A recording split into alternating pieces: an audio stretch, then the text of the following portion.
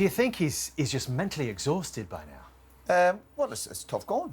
As he said, he's got a lot of challenges. They've got European. They're obviously in a lot of cup competition up to the last few weeks. That's part of the challenge for him. And I agree with him. Sometimes in this game you need a little bit of luck. But the challenges Arsenal have got, and obviously talking about the league campaign, obviously they've got a couple of tough games in the Champions League, Atletico Madrid. That will take a lot out of them. So, yeah, they will be up against it. They played well, but they did miss some great chances, and they've no one to blame but themselves for that. 22 years, Patrick. 22 years. Is history weighing too heavily, do you think? It is, of course. It's quite really heavy. There's a lot of pressure around, and I think there's a high expectation from the fans as well. You can feel the fans quite tense and nervous because they want to win it so badly. But this is the moment where Mikel and his staff has to manage this kind of pressure, to release those pressure for the players and to perform. And I think today they had a good game. They played, they were like front foot, and they were quite really aggressive. I think his tactics that doesn't matter. Of course, it matters, and of course, that will not make you win or lose games. But when you're looking at the games that they played against Bournemouth, or they played the games in the Champions League, I felt that today they were quite more up to it and more upfront. And the details between those two teams is that they didn't take their chances, and City took their chances. And I don't think City was a better team. I don't think City created more than the differences between those two teams is that Haaland scored the winning goal and Havertz didn't. Yeah, my point is that they gave themselves a great chance to win the football match by creating great chances and pressing or whatever. But my chat is after the dressing room. You can't be coming out after a game and say we played well and haven't lost such a big game. That's...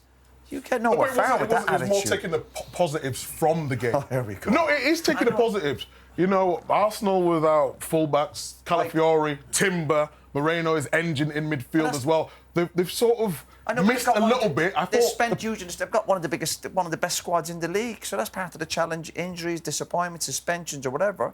That's part of your season. They're the challenges. But you take the positives. But after the dream scenario is you turn up for every big game, play well, and win. But if you can't do that, you think I'll definitely take the victory over playing well. Of course. Well, whose dressing room would you rather be in? Would you rather give an Arsenal praise for saying you played well and created chances? I'd rather be in the Man City dressing room, having won the game. No, but it's not that it's taking the positives from the game. That's all. That's what we prepare you for Newcastle next week. Exactly, because they've played in a different way where they looked better and they could have. What if they play well next week against Newcastle and lose? Well, would you take the positives out of that? Then it becomes a problem. Can I add a little bit more context to these fixtures? Because you've all sort of pointed out that they do have key games. Arsenal are in successive Champions League semi-finals for the first time in their history. Does that cloud any thinking around these fixtures? And if you're looking at, for a start, Arsenal, Newcastle, Fulham, West Ham, Burnley and Palace, all in the bottom half. And on the other side, you've got City have got to play an Everton team and a Bournemouth team and a Villa team who are in the top half of the table. If both teams could hand-pick fixtures, they wouldn't be far away from those run-ins, to be fair, in terms of the last 5 fixtures for Arsenal. If you said now you could play Newcastle and Fulham at home, West Ham away, Burnley at home, Palace away, 3 at home, 2 away, those teams... you know, obviously West Ham, I know, are in a bit of a relegation battle. Let me add this to it as well, Gary, for you, because the reverse fixture, Arsenal won them all, and the last season they won all of those same fixtures as well. Yeah, I mean, I would expect Arsenal to win all those games, other than the fact that you've got to... There's a word he mentioned in there, Mikel Arteta, which I think is probably the most important word, was ruthless. You have to be ruthless to get over the line. And there was a point at the end in that sort of commentary where I was saying about if your name's on the trophy and you're going to get over that final hurdle, you have to take a moment. And that Havertz chance felt like a massive moment in this sort of what would be Arsenal season. And they weren't ruthless today, because I think the performance was there. That's as good as you'll see a team come and play at Manchester City. They were really good. However, they've missed 3 or 4 big chances. Havertz missed, this is the one with the one-on-one with Donnarumma, and Donnarumma comes out. Eze's one off the post. You've then got the Gabriel header. You've then got the Havertz header at the end. You've got 3 or 4... If you said you're going to get 4 chances like that against Manchester City here, you'd say you have to take one of them.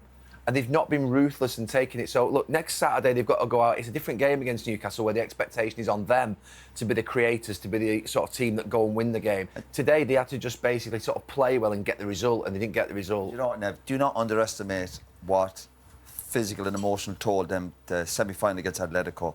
That will take a lot out of them. They're big games, physically and emotionally, because there's so much at stake. Atletico, we know the way they play, and with their manager, that will take a lot out of this Arsenal group. Are you still of the view, Patrick, that it is now or never for Arsenal?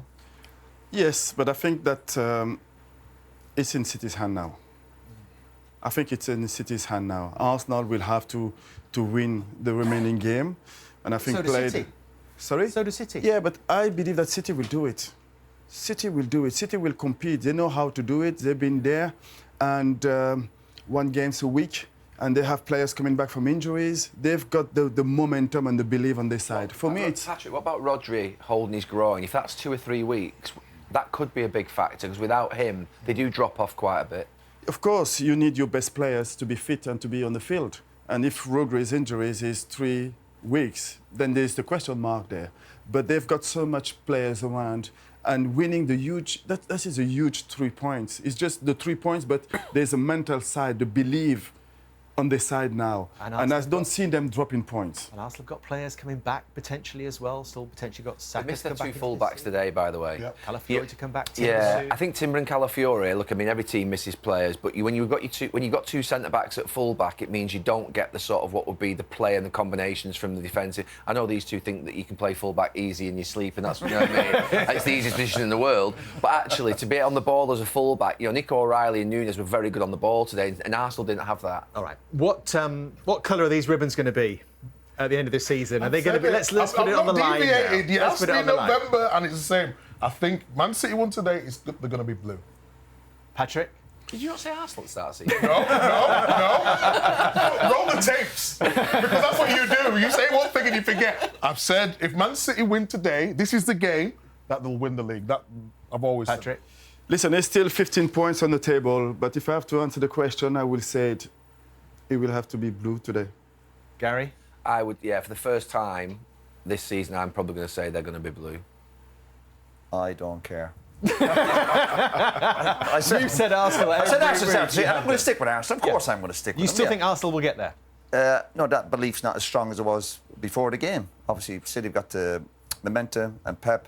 But I'm going to have to stick with Arsenal because I called them at the start of the season. Well, the stats guys, I don't know what you make of this, but the stats guys have been at it as well. And Opta say that Arsenal still have a 73% chance. How? Of winning today. That doesn't include pressure.